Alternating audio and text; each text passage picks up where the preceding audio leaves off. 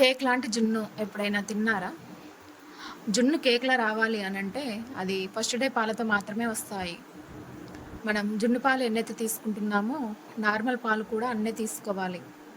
లేదంటే అచ్చం జున్ను పాలతో చేసుకోవాలి అనంటే ఆ కేకు గట్టిగా వస్తుంది.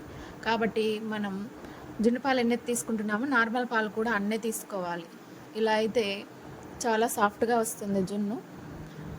ఇందులో కొద్దిగా కరగబెట్టిన బెల్లం అండ్ ఇలాచీ పౌడర్, కొద్దిగా మిరియాల పొడి, కొద్దిగా ఉప్పు వేయాలి. ఉప్పు ఎందుకు అనంటే వాతం చేయకుండా ఉప్పు వేస్తారు. దీన్ని ఆవిరికి ఉడికించాలి. ఒక గిన్నెలో నీళ్లు తీసుకొని స్టవ్ మీద పెట్టి కొద్దిగా వేడయ్యాక ఈ గిన్నెని అందులో పెట్టాలి.